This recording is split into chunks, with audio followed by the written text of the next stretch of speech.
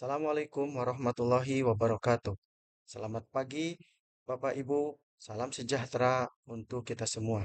Kali ini, perkenankan saya menyampaikan paparan strategi pembelajaran Agenda 2 pada pelatihan dasar calon pegawai negeri sipil. Izinkan saya memperkenalkan diri. Nama saya Heri Hermansyah, panggilannya Heri. Jabatan saya sebagai Kepala Bidang Penilaian Kerja Aparatur dan Penghargaan pada Badan Kepegawaian dan Diklat Kabupaten Garut. Selanjutnya, dasar hukum pelaksanaan latihan dasar calon pegawai negeri sipil ini adalah satu, Undang-Undang Nomor 20 Tahun 2023 tentang Aparatur Sipil Negara. Dua, Peraturan Pemerintah Nomor 11 Tahun 2017, Peraturan Pemerintah Nomor 17 Tahun 2020 tentang Manajemen Pegawai Negeri Sipil. Ketiga, Peraturan Lembaga Administrasi Negara Nomor 1 Tahun 2021 tentang Pelatihan Dasar Calon Pegawai Negeri Sipil. Empat, Keputusan Kepala LAN Nomor 580 garis miring K titik 1 garis miring PDP garis datar 07 garis miring 2024 tentang kurikulum pelatihan CPNS. Kelima, kaitan dengan pedoman penyelenggaraan pelatihan CPNS diatur oleh Keputusan Kepala LAN Nomor 581 garis miring K titik 1 garis miring PDP garis datar 07 garis miring 2024 tentang pedoman penyelenggaraan pelatihan CPNS.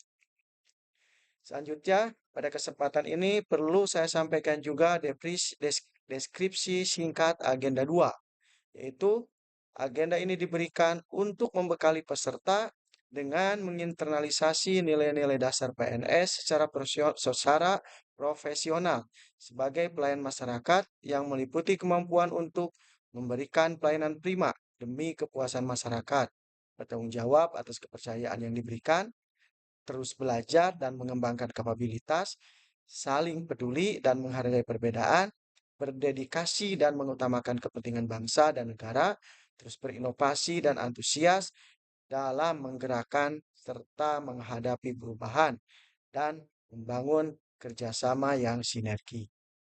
Selanjutnya, perlu kami sampaikan juga bahwa hasil yang diinginkan dari agenda 2 ini yaitu tentunya peserta diharapkan mampu mengaktualisasikan nilai-nilai dasar ASN berakhlak dalam pelaksanaan tugas jabatannya, yaitu berorientasi pada pelayanan akuntabel, kompeten, harmonis, loyal, adaptif, adaptif, dan kolaboratif, sehingga dapat menjalankan peran sebagai ASN yang profesional, berintegritas, dan berkontribusi optimal terhadap pencapaian tujuan organisasi serta pelayanan publik yang berkualitas.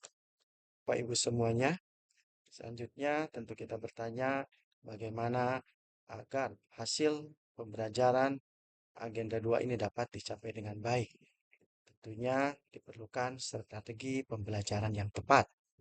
Pada pelaksanaan latihan dasar CPNS ini ada dua desain pembelajaran. Yang pertama secara sinkronus, yang kedua secara asinkronus. Desain pembelajarannya dilakukan selama 5 hari kerja. Terdiri dari 14 JP untuk sinkronus dan 28 JP untuk asinkronus. Selanjutnya dapat kami jelaskan ya, pembagian perharinya. Untuk hari pertama, ya, desain pembelajarannya ini dibagi dua, ya, secara sinkronus dan asinkronus. Secara sinkronusnya terdiri dari 3 CP, ya, dimulai dari perkenalan.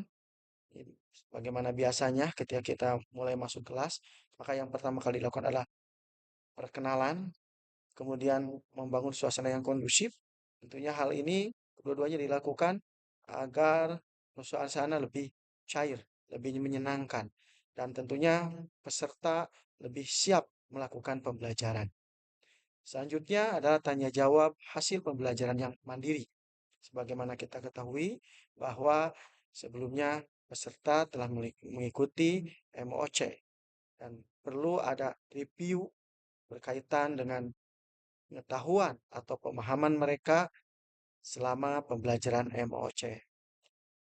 Kemudian selanjutnya adalah penguatan dan pendalaman materi nilai berakhlak. Kita tahu tentunya dari hasil review tadi atau tanya jawab tadi, mana yang perlu diperkuat, mana yang perlu ditambahkan atau nilai berakhlak mana yang perlu dijelaskan kembali. Selanjutnya adalah overview, gambaran agenda 2 dan hubungannya dengan aktualisasi atau agenda 4. Ya. Kemudian menjelaskan penugasan pada fase asinkronus, ya, penugasan 1 dan 2, dan selanjutnya ada penutup. Penutup ini dilakukan dengan closing statement dan mengucapkan salam. Selanjutnya tahapan asinkronus. Asinkronus ini ada 2, ya, 3 JP untuk tugas kelompok dan 1 JP untuk tugas individu.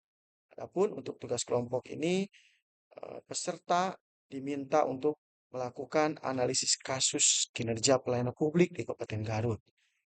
Menganalisis tantangan, permasalahan kinerja pelayanan publik, mendeskripsikan perbaikan kinerja pelayanan publik dari perspektif berakhlak, dan kemudian membuat simpulan kelompok strategi peningkatan kinerja pelayanan publik yang dilakukan pemerintah Kabupaten Garut. Analis kasus ini berdasarkan dari pemberitaan yang ada di media, ya. Tentunya banyak media online, ya, atau medsos yang melakukan pemberitaan tentang atau terkait kinerja pelayanan di Kabupaten Garut. Dan ini bisa dijadikan sebagai dasar untuk dilakukannya analisis kasus. Kemudian asinkronus yang kedua ini sebanyak 1 JP itu melakukan learning journal, ya, yaitu rekaman suara yang menceritakan tentang pengalaman pembelajaran saat sinkronus. Ini durasinya maksimal 3 menit dan nantinya tugas diupload dalam bentuk file MP3. Selanjutnya, desain pembelajaran hari kedua. Pada hari kedua ini dilakukan secara asinkronus. Ini dibagi menjadi 7 JP untuk tugas kelompok dan 2 JP untuk tugas individu. Ya. Ini untuk tugas kelompoknya dilakukan benchmarking nilai-nilai berakhlak ke instansi pemerintah pusat, daerah, maupun perusahaan, baik BUMN ataupun BUMD.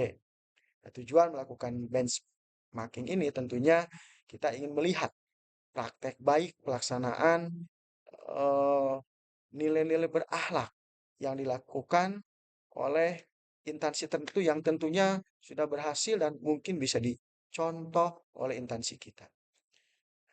Kemudian asinkronus yang kedua yaitu sebanyak 2 JP ini membuat role model atau tokoh panutan di instansinya masing-masing. Saya yakin di instansi kita masing-masing tentunya ada tokoh-tokoh tertentu yang dapat dijadikan role model karena dia sudah menjadi teladan dalam melaksanakan atau dalam mengaktualisasikan nilai-nilai berakhlak.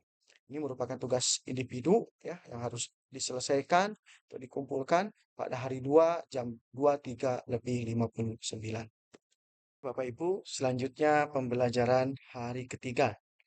Pada pembelajaran hari ketiga ini kita memiliki 9 JP, 5 JP untuk sinkronus dan 4 JP untuk asinkronus. Pada saat sinkronus dimulai seperti biasa dengan membangun suasana yang kondusif, ya. Ini sangat penting dalam rangka tentunya membuat pembelajaran lebih menarik dan menyenangkan. Kemudian review pembelajaran sebelumnya ini untuk mengecek daya ingat dari masing-masing peserta atau untuk mengecek pemahaman peserta terhadap materi sebelumnya. Kemudian presentasi tugas individu di mana pada tahap sebelumnya peserta diminta untuk mendeskripsikan tokoh panutan atau role model dalam mengaktualisasikan nilai berakhlak. Kemudian yang keduanya presentasi tugas kelompok, ini benchmarking, ya, atau studi tiru tentang implementasi nilai-nilai berakhlak yang dilakukan terhadap instansi baik pusat, daerah ataupun BUMN dan BUMD. Selanjutnya dilakukan penguatan atau pendalaman materi serta pemberian umpat balik sesuai kebutuhan dan hasil penugasan. Dan selanjutnya adalah penjelasan tugas untuk hari berikutnya dan yang terakhir diakhiri dengan closing statement dan kemudian mengucapkan salam. Untuk asinkronus, yang pertama ini ada tugas kelompok ya. Tugas kelompoknya adalah strategi penerapan nilai berakhlak di lingkungan kerja masing-masing.